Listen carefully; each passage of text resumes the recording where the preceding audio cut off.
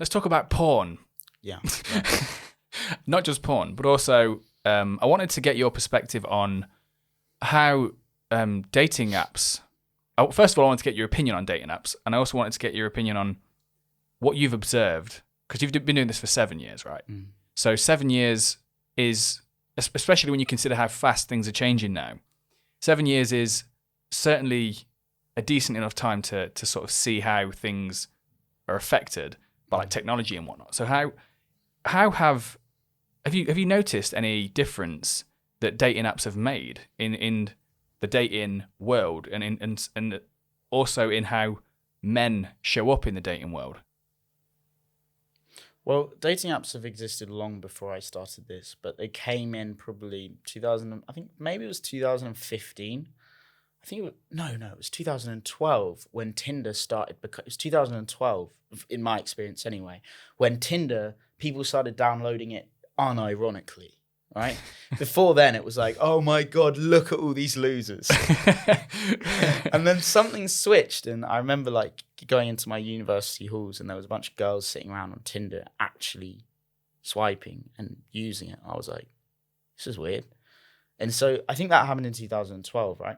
So I started this around 2015, 2016.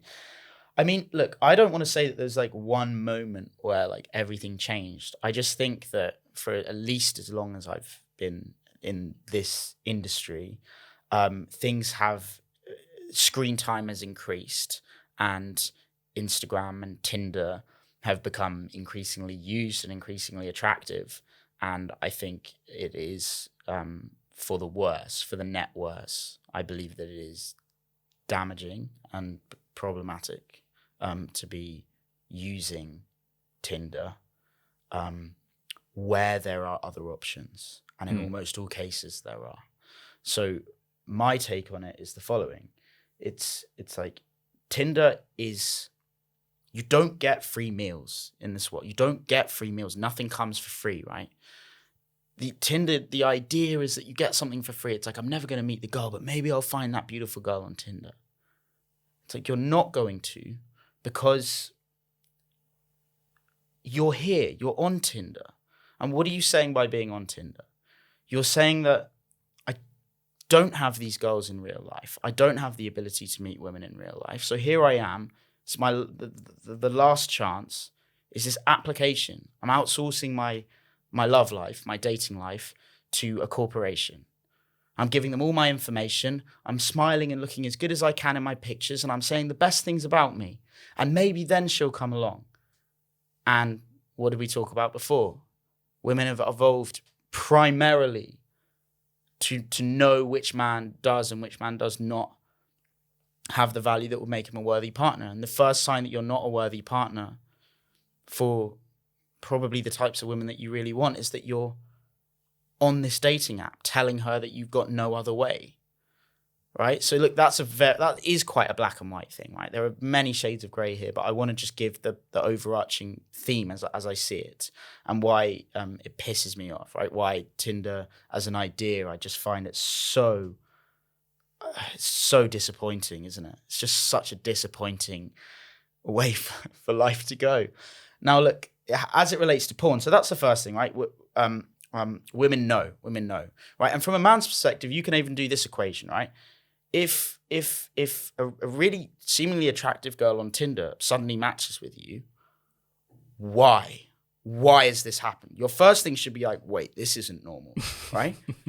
Why is this girl not got guys? She must have guys coming up to her in real life, right? She's a very attractive, seemingly cool girl. Why is she matching with me on Tinder? Why?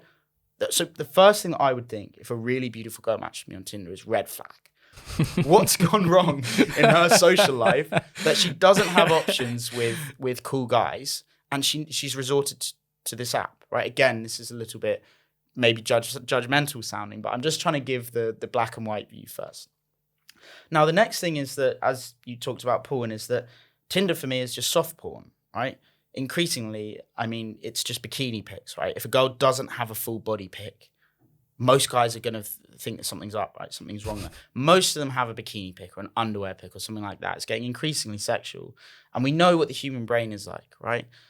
Women's brains are stimulated by words and emotion. Men's brains are stimulated by the visual. So when we see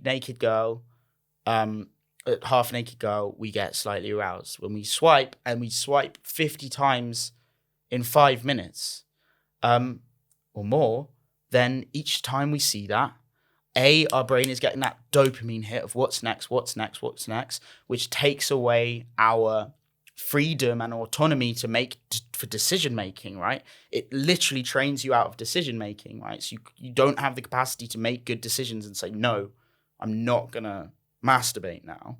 So that's being taken, and you're getting more and more aroused. So I mean, I think that Tinder is just like, if you've got nothing to do in the day and you can't get yourself outside the house, you go on Tinder for 30 minutes.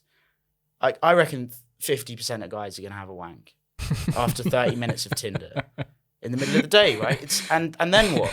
And then you have that self-loathing inside. It's like, oh God, you're disgusting. Like, you sat here for 30 minutes swiping through Tinder, and then this is how it ended, and now you're impotent. Now you can't even go out now, and you've got no sex drive and no will to do anything.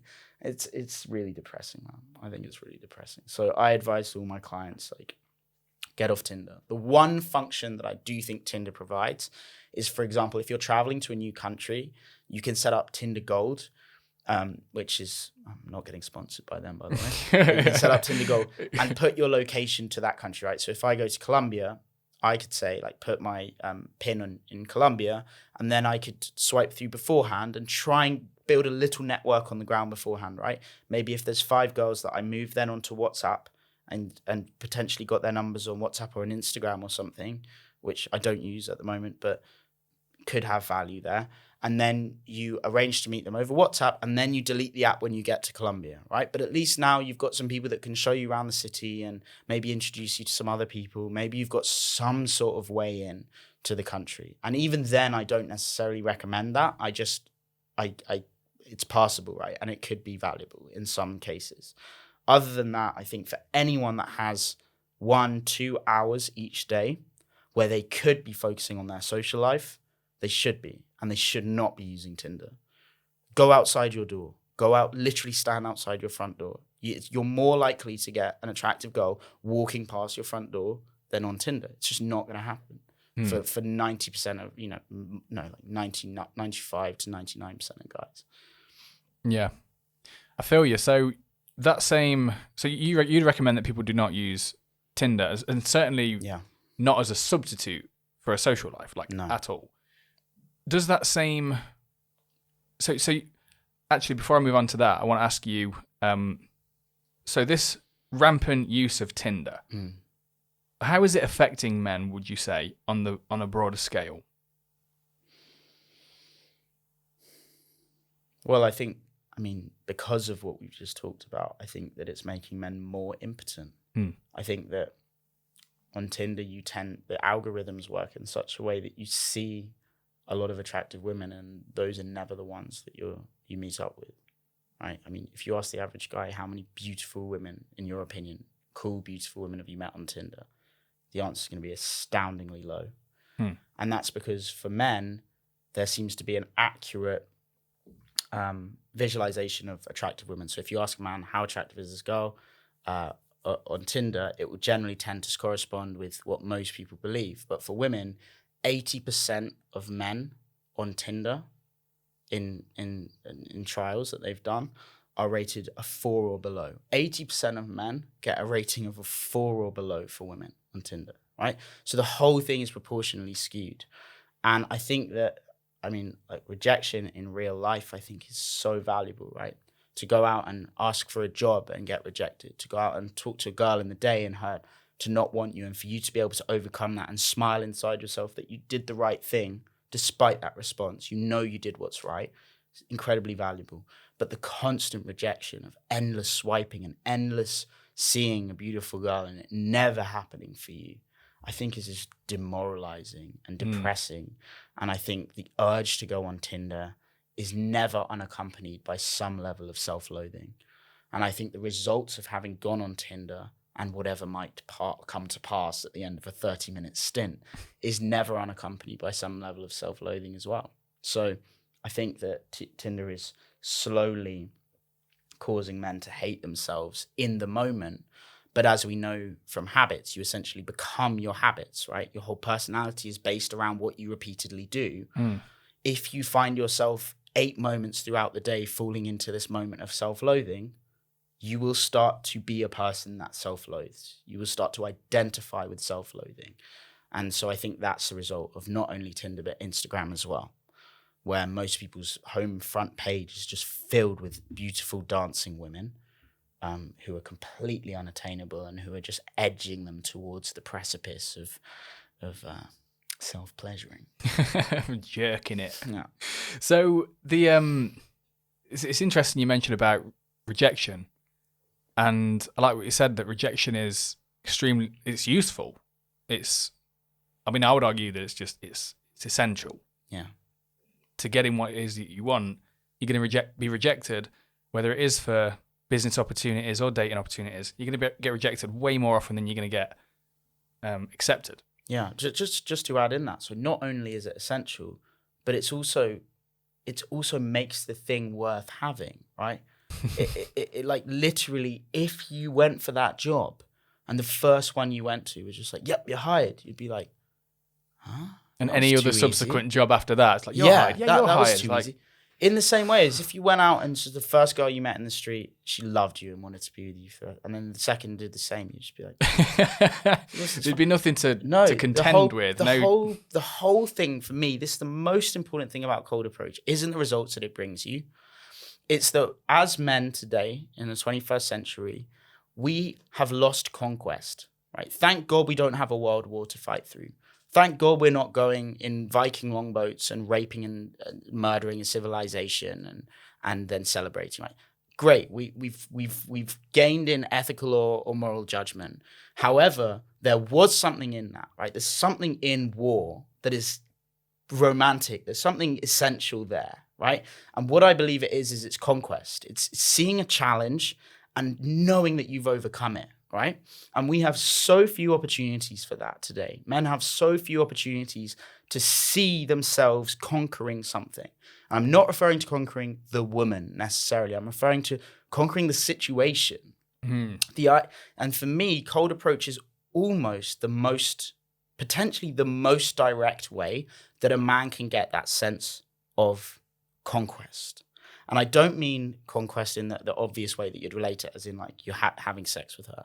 I mean the situation of doing something that tears you up inside. You see a beautiful girl, you get all of these reasons why you're not going to talk to her, all of this negative self-talk. You recognize it, you push it to the side, you go and do it, she smiles at you, you have a good conversation.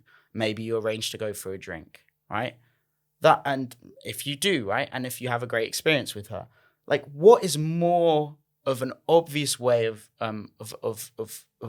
experiencing the sense, the romance, and the beauty of conquest? Probably what the Vikings felt when they went and, they sailed off in a longboat and showed up on the shores of the UK like, holy shit, we actually made it. I know, and you can't help but see what was beautiful about that, right? Even though it was also murderous and horrible, you can't deny that there's something romantic and beautiful hidden in there as well. It's the overcoming of the obstacle, of obstacle, challenge, and the romance, and the fear the war. of.